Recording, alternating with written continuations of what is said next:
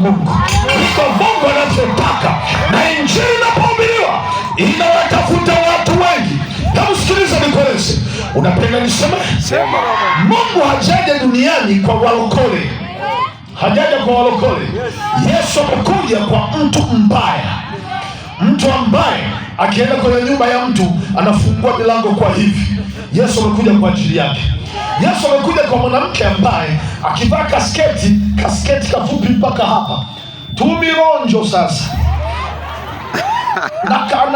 Amekuja kwa mwanamke mwenye kablausi kanakomea hapa, kakitofu kametokea hapa, anaweka wanja mpaka huku, ameweka uliwigi lake mpaka mgongoni, akianza kutembea, yani watu wa mtaa mzima wote wanamuona anajivuta, wanaume wote wanajiuma mdomo, wanashika mikono yao midomoni. Yesu amekuja kwa mtu kama huyo.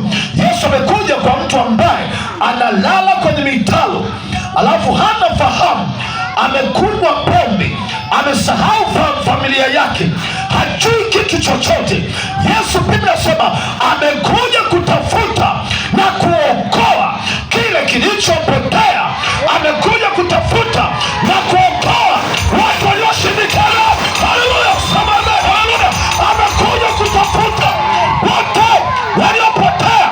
Inawezekana unasali lakini umepotea. Inawezekana umeolewa lakini umepotea.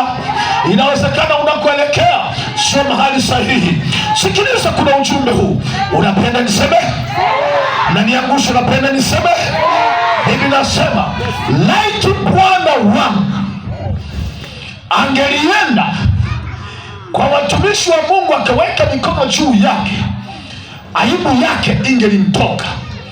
Mtu mmoja akafikisha ujumbe kwa mfalme. Mfalme akajishughulisha na